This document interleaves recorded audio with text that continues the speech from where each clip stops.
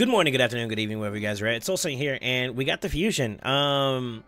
This one's going to be an interesting one. This one is going to be a Skinwalker legendary support champion. It's going to be a magic. His name is Bambus Fourleaf. I've actually, funny enough, I actually first found out about this when I was scrolling through, I believe it was like Facebook or Twitter, something along those lines, and on social media, one of the Raid Shadow Legends pages actually had a little bit of a trailer, a teaser trailer showcasing like the aesthetic and the look of him. And to be honest with you, let's just talk about it for a second. He's a bamboo loving panda. You can see it's very, very on pace, on you know, specific for that type of animal. It makes sense. I'm not gonna lie, it's kind of funny that we're getting like back-to-back champions that are related towards like skinwalkers that I feel like are very prominent. Now, mind you, we did have the Strategos event fusion not too long ago, but like just shortly around the same time frame, we had some Wukong. So seeing another skinwalker legendary come out of the woodworks is actually very, very interesting. So with that being said, I have two screenshots we're going to talk about that has to do with his kit.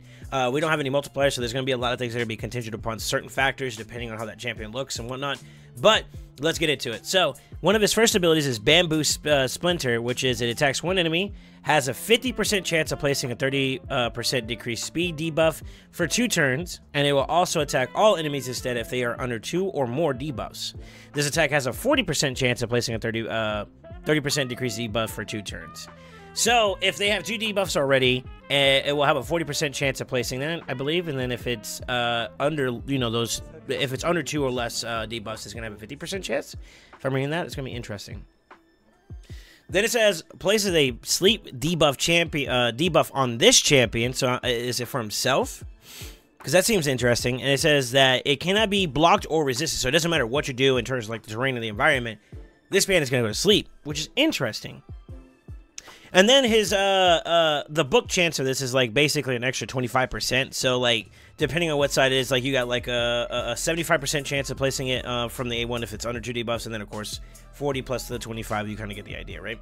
So I feel like placing a sleep debuff on himself is very interesting instead of it being on other champions, unless that's a typo error or something like that. But that's a very interesting choice. Grove Tender, which is his next ability, is a 5-turn cooldown, which can be booked down to a 4-turn cooldown. Attacks all enemies, but before attacking, places a shield buff on all allies equal to 30% of their max HP. So you really don't have anything you can do to scale this up in favor of like the building up the shield better for your other champions.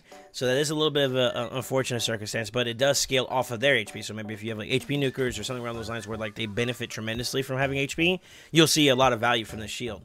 Also increases the duration of all buffs on all allies by 1 turn. That's a big deal. So, like, imagine you're in a scenario like Hydra. Actually, you know, a Corporate Cadaver composition, although it may get nerfed in the not-too-distant future, incorporates this this particular function in the rotation of the team's abilities. You know, you can have a big shield all day long, but you need it to stay on, which is where those buff extensions, you know, come into play. So, like, having this in tandem in other scenarios where, like, you know, the longer you can hold on to that shield, the longer you can hold on to that block debuff, the less likely you are to die or be controlled. So it's not bad. It's very valuable. After attacking, has a 75% chance of decreasing the duration of all enemy buffs by 1 turn, even if the attack lands as a weak hit. So it doesn't matter if it's a weak hit, you still have a chance of decreasing duration of all enemy buffs, which is very valuable as well. And then it also increases the value of any shield buff on all allies by 2%. For each enemy buff that had its duration increased by the skill. So that is a very, very interesting dynamic, because the only shield growth increaser we've ever had in the game as of this recording was Brogni, or is Brogni. So like him being able to add some value to shield buffs is going to shake the dynamic of the value for someone like Brogni, and I find that very interesting. And then it places a sleep debuff on this champion, yet again for 1 turn.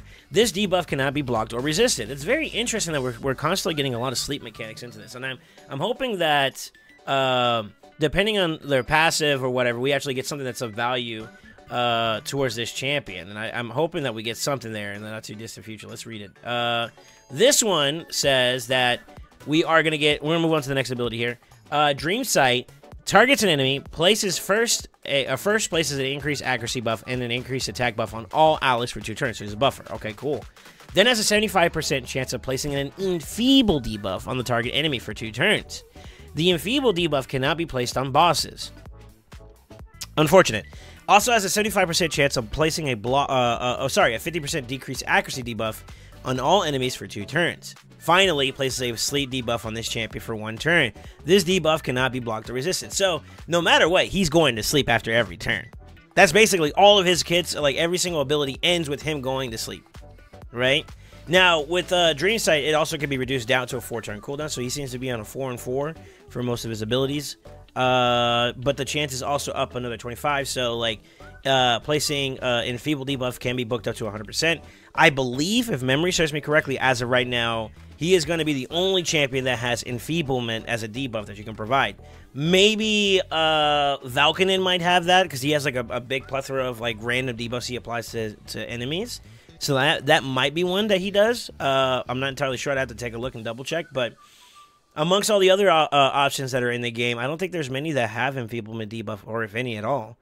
All right, this is the big bang that's going to define whether or not this champion's got something good going for him. So, Sleeping Sage, his passive effect has a 50% chance of transferring any debuffs placed on an ally to this champion while they're under a sleep debuff. Will not transfer block, revive, stun, freeze, fear, true fear, provoke, and petrification debuffs. At the start of this champion's turn, remove any sleep debuffs from this champion.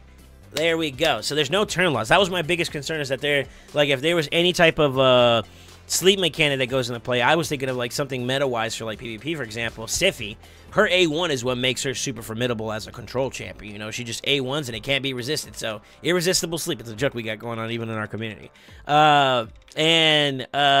You know, like having that sleep already kind of go into play on your team is not something you want, like, because you're likely to lose a turn. But with something like this, where at the beginning of this turn he removes any sleeps, this champion now actually is a response to it, which is really, really good for like champions that do stuff like Siphi's A1, for example. So that's awesome. That's fantastic. That's a different style, a different approach to shake up the dynamic of like maybe meta or, you know, something around those lines. So it's actually really, really cool. Now, he also has an active effect where he transfers all debuffs from this champion to the enemy with the highest resistance if a sleep debuff was removed from this champion by this champion's passive skill. This effect cannot be resisted. That is huge. Now, it didn't say blocked, so like if you have blocked debuffs, you're still good. And there's a lot of champions in this game, particularly for like Arena or in response to like, you know, I'm looking primarily Arena right now at the moment. And we'll see if we can find some application where sleep or like any of these debuffs are kind of like applicable. But in the case where like in terms of like PvP meta, you see champions that do apply like a lot of block debuffs, so it's still respondable. Like there's an interaction that can help you out. But the thing is, though, is that he has this happen every single turn where he first wakes up, which is very interesting, and it transfers it to the highest resistance, and it cannot be resisted. So, basically, it diminishes the value of resistance on a high-resistance champion, which is something that, although I've been kind of going back and forth with a lot of different content creators, a lot of different players who are at different stages of the game, and there's a lot of debate about like whether people just go straight, you know, survival, where they're just building up into tanky stats for the supports, or if they can incorporate a little bit of resistance, and what kind of, you know, minimal resistance requirements are you looking for before you actually even should consider it. Like, there's a lot of conversations I've had about this, and to be honest with you, being able to take an active effect from Sleeping Sage and basically says, I don't care what you build for your resistance, these debuffs are going with you, with the caveat that you got block debuffs, makes this a champion that's very, very interesting. It could be very, very formidable.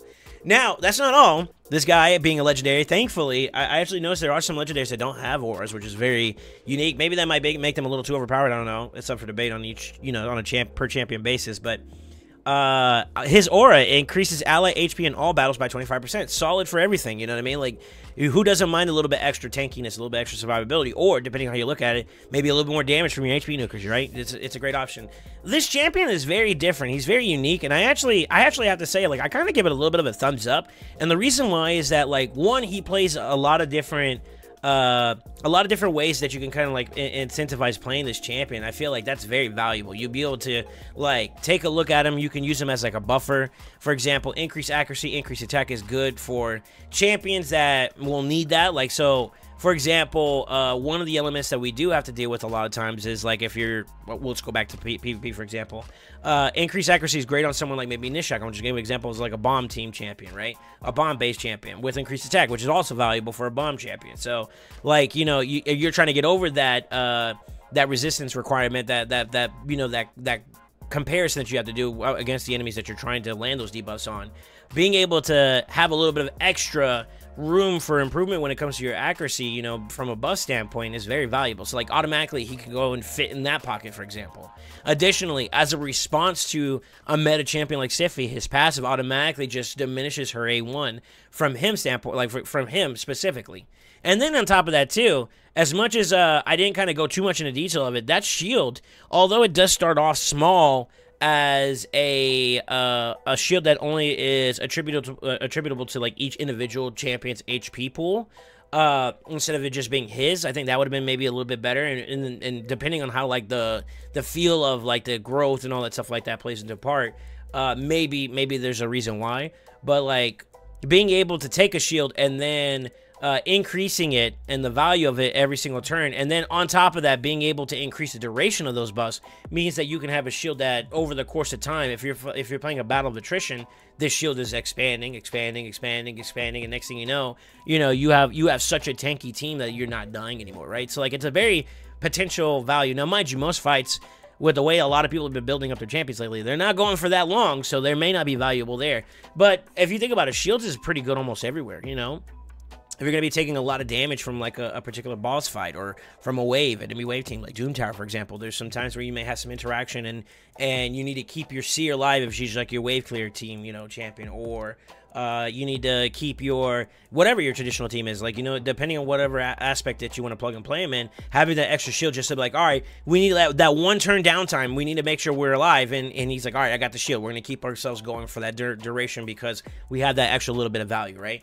I would be very curious to see how he interacts with other champions that do shields, and like see how the interaction between his A2 does with a lot of other players or a lot of other champions. For example, instead of being a replacement for someone like Brogni, how about a contributing factor? You know what I mean? Like, I'm looking to see how you can really diversify and use this champion. Now, we talk about decreased speed. What are some areas where decreased speed is very valuable? Well, we talked about this all the time. Hydra is very valuable. There is some play in something like Iron Twins where having decreased speed in play actually has some value. Just in general, like, decreased speed just automatically cripples the enemy so that you can end up going faster. If you have increased speed on top of that, you're going super fast, they're going super slow, and next thing you know, you're lapping them, and you're getting some extra value out of that, right? So, always have a good contributing factor towards, like, any type of content in the game, but in particular, I will admit that, like, some of the percentage chance lands for it are a little bit low. Now, mind you, it is on an A1, so it is kind of spammable, and I understand maybe why you wouldn't want to add a higher percentage, but I mean, if that's the case, you would also take into consideration like someone like Siphi. Now, mind you, Siphi is a void legendary, so you know there's a lot of different caveats behind whether or not that, you know, one may be overpowered or not. But I can see why maybe they're a little bit more hesitant on giving like a higher chance rate landing, or maybe even just saying it can't be resisted or whatever for like the decreased speeds for his A1. I think the sleep mechanic is very, very interesting. I think no matter what, you're good. You know what I mean? In the sense of like being able to apply you know, sleep on yourself, but also benefiting from it. That's something that I wasn't expecting from the passive. I thought at the very least he would be able to. I was thinking like maybe it's like a self heal if he wakes up. Instead, it'll remove the sleep and then he'll get a heal off of it or something like that. But they completely just took a factor of like, all right, any debuffs that happen during this period, he's gonna take it and then just reflect it back onto the enemy. With the highest resistance, and then, you know, it's all based upon the fact of condition, and this is the only thing that's a little bit of like a bit of a hesitation for me in this, is that like his conditional may be the thing that makes him a little bit less valuable. The less conditional a champion is, the better they are, right? Where this one is kind of contingent upon sleep. You see sleep mechanic being very, very important. I'll give you an example of something that may be somewhat synergistic. Maybe not from a PvP meta, but just like for fun conversation's sake. Cornelia. A lot of Cornelia's kit is based off of sleeps as well. So maybe putting the two of these together, you have some kind of synergy where like you got great healing, and then you also have a way to be able to provide cleansing from a standpoint, because it says he transfers any debuffs placed on this ally to the enemy, so you're also controlling while cleansing your panda, for lack of better words. And with that being said, I mean, this is a very, very interesting champion. I hope you guys enjoyed this video. Don't forget to like, comment, subscribe if you haven't already. Let me know what you think. Are you gonna go for this fusion, or is this one gonna be a pass for you? If I may, before you even answer that, as a point of like maybe a point of contention, one of the things I'm learning as I'm progressing in my game is that you're looking to expand your champion's efficiency at any way you can. And a lot of times I talk about like masteries and gear being a very big focal point on top of having your skills booked. And I thought that pretty much kind of covers the main thing you need to worry about. But even further down the road, even further down the horizon of things, there are going to be some times where you're like having maybe Faction Guardians fully filled out. Or maybe because the Faction Guardians is filled out, you can take those duplicate champions and start empowering them, which gives you extra bonus stats for the main one that you're going to be building into.